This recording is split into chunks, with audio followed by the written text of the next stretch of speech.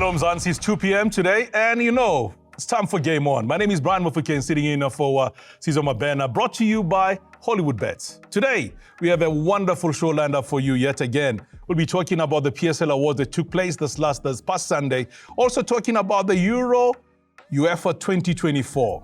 Such drama, so much drama. We'll also be talking about the starting 11 for both gentlemen. That is my legends here. That is talking about Jerry Scotson alongside Shane McGregor. But first of all, let's welcome Shane McGregor to talk about the UEFA Euro. Shane, your overall impression?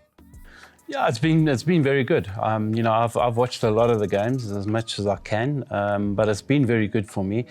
The one thing that has stuck out in my mind is the way the so-called smaller nations are catching up to the bigger nations. There's been easy walkover games where 3-4-0, 5-0, things like that in the past. Now it's a lot closer. I mean, take Slovenia, for instance. This last week, they came up against England, 0-0, gave as good as they got. Basically qualified from their group as the third best team. And if you look at the nation itself, how many players they got, compared to the Englands, the Spain, the Portugals, it's nothing compared to that. So they've done well. Their goalkeeper, obviously one of the best keepers around, Oblak, he's been different class. But for me, the vast difference between the bigger and the smaller ones has now become a lot closer, which is a good thing for me. Football needs that, and you can just see all those players have been playing in different nations, different countries, so it does help. Surprise for me, Austria. Their last game against Netherlands. Nobody saw that happen in the group where they eventually finished top of their group. Well, when I looked at this, I looked at everything pre-tournament. I said that this was one of the harder groups because of that. Netherlands always go into tournaments. We all know them. They are like a Belgium. They go into a tournament pushing that they're going to be up there, and they always seem to falter when the tournament starts. Austria have been different class. I mean, their game against Netherlands, they were brilliant. They seriously were brilliant. And that's what I'm saying. If you look at the smaller, so-called smaller nations compared with the big ones, it's a big difference now. Well done to them, finishing top. And it's important where you finish in these groups because of who you're going to play in the next round. So for them, job well done. Now they've got to take it on and produce that on an ongoing basis for the next few games. It is indeed a story. I mean, they're sitting in the same group with France and Netherlands, so that's a very impressive run for them overall in this tournament. I mean, we always talk about the bigger nations coming into these competitions and somehow not really doing that well. But it's good to see that majority of those so-called big nations have advanced into the next round. They have. France have gone through. Germany have been very impressive. England have been anything but impressive, but they've qualified and they've gone through. You look at a lot of guys, if you look at, for me, if you take it from now, England are lucky because they're in the bottom half of the section. So they got the easier run into the semi-finals, final. So for them, when I say lucky, they are lucky because they got that. The top group is going to be difficult because you've got all the bigger guys, the Germanys, the Spains. So it's going to be very interesting. Italy, for instance, we all know what their talents are like. They come into every tournament, they're undercooked in the beginning, and they just get better as the tournament goes on. They're going to have that to happen because they come up against one of the surprise packages in tournaments of Switzerland. That's going to be a very difficult game for them. But like I say, their talents know how to play tournaments, they know how to play tournament football, and they seem to hold their own for the latter stages of tournaments. I don't know what it's about them, but it's just the way they are. But the Swiss have been different class. They've definitely been one of those to talk about. I mean, Denmark will take on Germany as well later on today. Let's talk about some of the star players in the competition overall. I mean, Musiala's came to the party.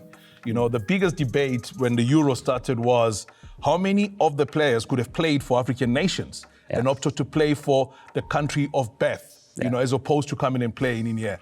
How much of a disadvantage is it for a tournament like AFCON when you compare and look at the sort of star talent that we have in the Euros?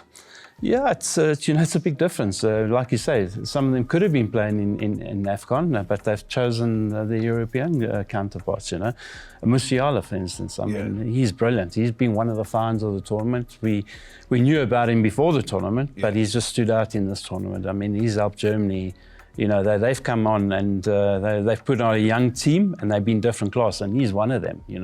Different class player. So could have been playing in AFCON, Yeah. but not. So Africa have lost out again. But disappointment, a lot of players.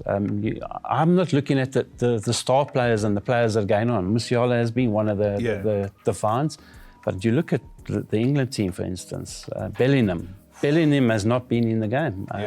He had the so-called star status going into it, been nowhere. And there's a few more, you know. Even Mbappe has been, he broke his nose in the game, but that doesn't make any difference. You know, he hasn't been at his best. Are they going to get better as the tournament goes on? Let's hope so, for football's sake. But there's teams to watch out for. Germany, Spain, the way the Spanish are playing, a bunch of youngsters, they've come out there and just said, we're going to show you. They've changed their game style, game plan a little bit, where they're not playing the tic-tac football, keeping it. When I say tic-tac, the Barcelona style, keeping it. They're a lot more direct now, and it's working for them. It's going to be interesting, the next few rounds, but we'll see what happens. England have got to improve. That's one thing I've got to say. You're a former striker. Cristiano Ronaldo was on the verge of another record, and he opted to play the ball to his teammate. Do players get less greedier or less selfish as they progress, or is it more of a patriotism sort of setup when they get into the national team? I think it's just about having to win, you know. Ronaldo doesn't need to get any more records. He's got so many already, you know. For him, it's just a matter of progressing, because obviously the further you go, the more chance he's going to get of getting the goals, you know. So I think it's more that when it comes to a team, it's a team effort. So there's no I in team, so it becomes a team effort. And he's been good at doing that, you know. Over the years, he's become less selfish. He's become less of I'm the player, you know. He's more a team player now. Age also counts, you know. So he's learned that with age. But you know, for me, I would play him sparingly. I wouldn't be starting him every single game. But the Portuguese manager knows what he's doing. So N'Golo Kante, we missed out in a World Cup and was not there.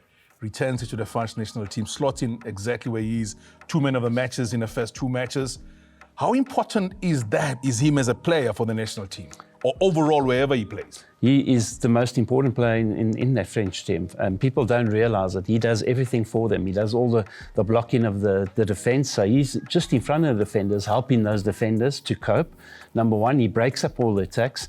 He's also great in going forward, and he gets, you know, passing. So for me, I couldn't understand why they didn't take him to the World Cup. He's always been one of my favorite players. Very unassuming, very quiet, very small, but he gets the job done. And I mean, some of the tackles he makes and the defensive work that he does for France allows your Mbappes, allows your Griezmann, allows players like that to play. They don't understand what a gem they got. I'm not too sure why they didn't have him at the World Cup. Let's really hear your prediction. Switzerland against Italy. Where do you see this one going? Extra time. Extra time. I think extra time. You know, the Swiss have been going well. As I say, the Italians always just seem to get it done. I think the Italians will get it done in extra time. Germany against Denmark? Germany. Have to be. Yeah, they're one of my favorites. So you got it from Shane. He's saying that he believes that Italy will get it in extra time, and Germany will definitely advance to the next round of the UEFA Euro 2024. When you come back on the other side of this, we are joined by Jerry Skosana as you move from Europe and bring it all year home as you check out the PSL Awards.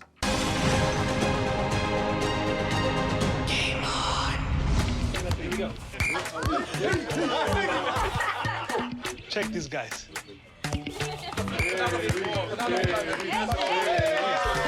Let's show them how it's really done. I see it. Let's have Baba. Your feet like this.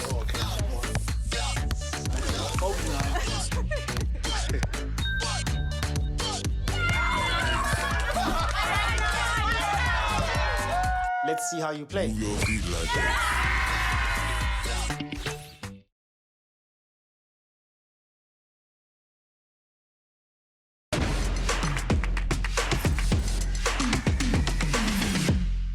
Welcome back to Game On, brought to you by Holy's Best. My name is Brian Mufukeng. Now I'm joined by another legend in SA football, and a man that scored goals for fun. So I've got 2 top scorers here for yesteryear. Jerry Skosana, welcome. Thank you, Brian. Shane, you know, last week we spoke about the PSL Awards, and it was all the glam that happened in Randburg as we honored the players for a season that was. Huge wins for Pirates as well as Sundowns players respectively, as well as the coaching department. Yeah, it's been good. We expected Ronan Williams to win. I mean, he stood out for the whole season, Player of the Year. But yeah, Pirates surprised and got a few awards as well. It's good for the game that it doesn't just go to one club. I don't think for Pirates, Jerry's not worried at all. Jerry's a smiling man because he called his the 1632 guy, that is Maswanga, Tito, that he will get the Nedbank Cup, and also he felt that in the middle department he should be able to walk away with that. Surprised that Sipo Chain walked away with the goal for the MTN8 last man standing? Yeah, I think, for his heroics, for Pirates to win the MTN8, they did well, but it's just unfortunate there because I had a call again of Maswangani. But still, it's another Pirate player that won the award. But look, for me, the awards were just to me, so obvious because all the nominees and winners come from position 1, position 2, position 3. Yeah. That's where you stop it. So nobody else outside of that? Nobody else outside of it. I don't know if Chiefs maybe. Shane. We won't go there, Jerry, but I agree with you. The top 3 teams, and deservedly so. Yeah. Those 3 teams shone out the whole season. Look, we all know how well Sundowns have been going, but deservedly, it's from the top 3 teams. You guys wanted to say, you said that you opted and you felt maybe that Steve Barker deserves to win the DSTV's Premiership Coach of the Season, given how well Stellenbosch has done this season. But Shane, he did call and say that, probably it will go to Rulani, given his prowess, the way things have actually gone for Sundowns. But what do you make of that? Yeah, you got to look at it. And for me, why I said Steve Barker is because if you look at the difference in squads, and yes, we all know that Sundowns have got to have the bigger squads because they play any more competitions. Yeah. But for me, if you look at the players, comparing players between Stellenbosch and Sundowns, I thought Steve Barker had done the better job because of where he comes from and because of just, how challenging it was for him. Yeah. But, Rolani deserved it in the end because obviously, you're taking a team of superstars and you've got a whole lot of superstars. You've got to gel them still. You've got to keep them all happy. So he's done well in that regard. And bear in mind, he's still a youngster, If you look at where he's come from, rising very quick, the world's his oyster as well, He could be going overseas and coaching overseas soon. Jerere umshana wako, Lebile Mufokeng. Not only is he the young player in the DSTV Premiership, also walked away with the honours in the Nedbank Cup as well. Yeah, well, let's give credit to that because really for him to also be in the national team, it says a lot to his age. Because we're not only looking at him, what he's doing in the DSTV Premiership only, also taking into consideration the way he's being selected to the Bafana fold. So for me, he really deserves it because you can't just play for Pirates as a youngster and then get those accolades and you don't walk away with them. Jerry wants to say something. I've got to say something, and I've got to disagree with Jerry. Shane, yeah? Unfortunately. If you're looking at overall the whole season, he didn't play the whole season. When I say didn't play, he wasn't competitive the whole season. For me, an award for young players should be a player that's done it the whole season long, and that's why I went to Titus. That's just my personal opinion. Yeah. If you're selecting over short periods of time, Mofokeng stands out. But over the whole overall season, I thought Titus stood out. So that's just a difference of opinion from me. I'm not arguing with him. Yeah. I think he's just hitting 2 nails in one area. Yeah. So he's not getting it right, Shane, because he just said it now in terms of the coaching stuff. Yeah. You look at what Steve Barker has done. Yeah. That's his point, of which it's a good one. Yeah. But if you take into consideration the biggest team in South Africa in terms of the coach that is gonna have the advantage, Rulani won it. Yeah. But even now, yes, you can look at Titus, but now let's look at what Mufokeng has done, that short space, because he's got that showing in terms of the team that he's playing for. So you can always go again and say Sundowns, Stellenbosch in terms of coaching. And then you say Stellenbosch, Pirates in terms of the young, promising player. Yeah. We're in South Africa. He knows. We're in South Africa. Yeah. So That's Pirates are always also- going to dominate that department. Honestly. When you spoke to Caesar last week, you mentioned the fact that if you win the football of the season, automatically your peers should be voting you to become the Players Player, the DSTV Premiership Players Player of the season. But it didn't go the same way this time around. We saw Ronan Williams winning that award, but Maswanga, he came back and became the man that won it. Yeah, if you look at that, it's the players obviously picking it. Yeah. For me, that's a better award to win.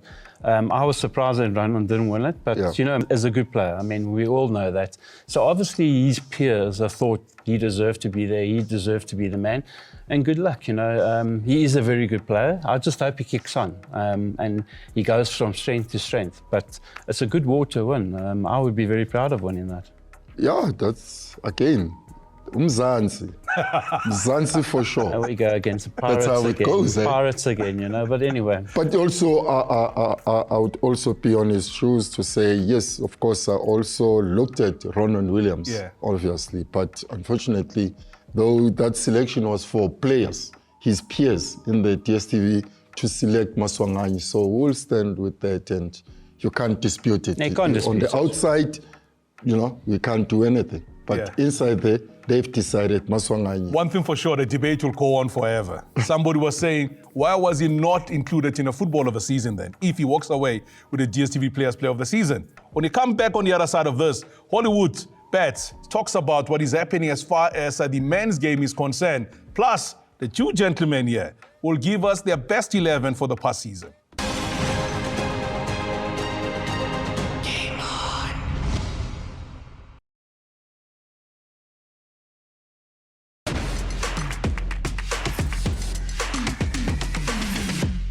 Hey, welcome back to Game On, brought to you by Hollywoodbets. My name is Brian Mufukeng, still in conversation with Jerry Skosana as well as Shane McGregor.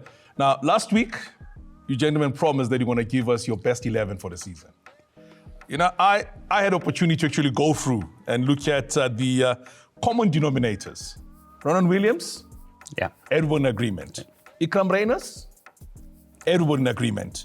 But there's some decision there. Olisanda, let's start with you. Gerard, you went to Olisanda, and I see there on the other side, Shane went with Grant Kekan. Let's talk with you about that one there.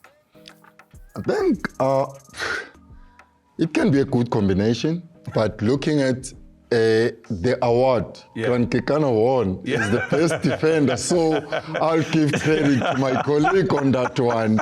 Well, he got it right, and I'm just. I looked overall the whole season, how our players performed, and if you look at my team, that's what I based my team on, how they performed the whole season.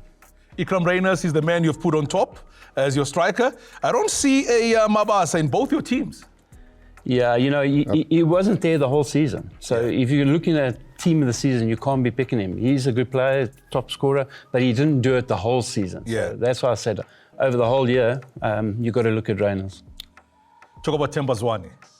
Is it a lineage because he's from Tembisa, or just talking about him as an overall player? And Tebs, I see Tebs Amukwena is on Shane's team at the same time.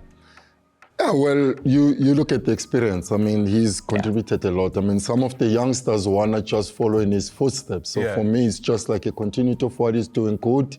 And it's also rubbing shoulders to the ones that are still following him. So I think I'll stand with him. I wish they would follow in his footsteps.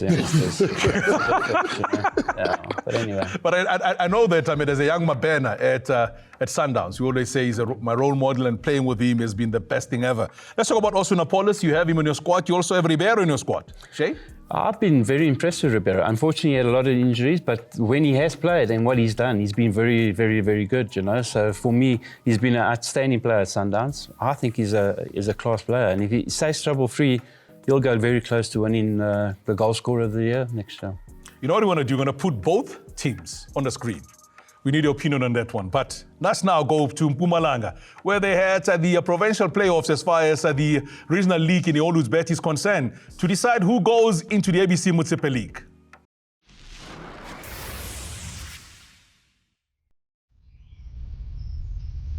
Mpumalanga. Omelo, to be more precise.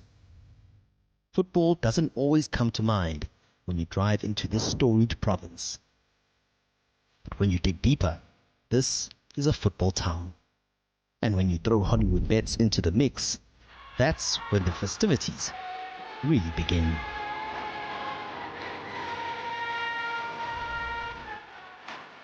It's a sport of the people. Football resonates well with the people, particularly at the grassroots level. And for the first time in the regional league, we have seen more interest.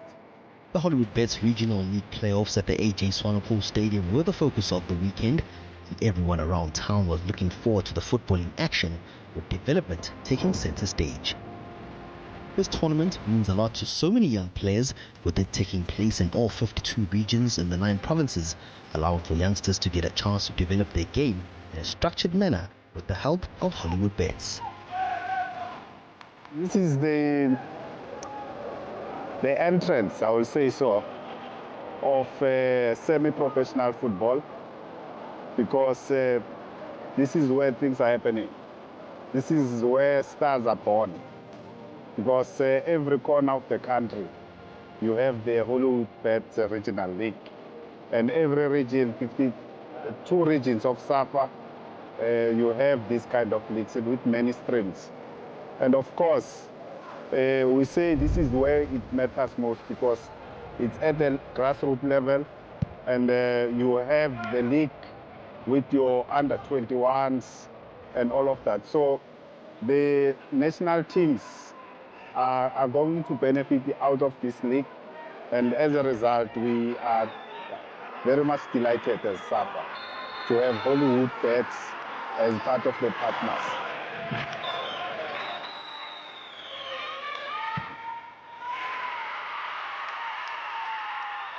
By partnering with Hollywood Bets, now we can be able to have to unearth the talent, and also to have more events like this, because previously now we used to have a league without a sponsor. By having Hollywood Bets, now we are very excited, because now we can be able to move around all 9 provinces to unearth the talent. I can say today, we have our scouts around to look for under 20 players. With 2 promotion spots up for grabs in the 2 separate streams, the action throughout the weekend was intense, and it was a case of who wanted it more. On the line was a place in the ABC Motsepe League, and after some hard-fought battles, it was Carolina Young Boys and Liver Brothers FC who sealed their promotion spots, and overall, it was a special journey for players, coaches, administrators, and the fans. Yeah, ilike angicabanga lula, ilike enzima kakhulu. From day one iqala ilike Hollywood Bets League. Kube nzima kakhulu, but ngokubambisana kwe-team, badlali nabaphathi, yonke management sikwazile ukuthi namuhla size lana sizo-representa i-district yethu eGertrude. We want to send our gratitude to the supporters, let them keep on supporting the local football, and with them, we are going very far.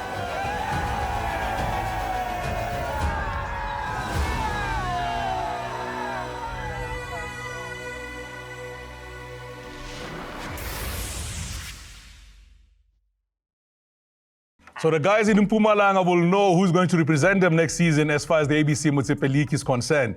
But there were celebrations, guys. I have to say, you know what? Usually at this time, Caesar goes what? Is it click, click, bang or bum, bang, click? Click, click, bang. We're not going to do that this time. We're going to change things around as we say goodbye to you. Thank you for joining us on SABC1. Do remember, it is Game On. It all happens right here. Let's relive the moment that happened in Uppington.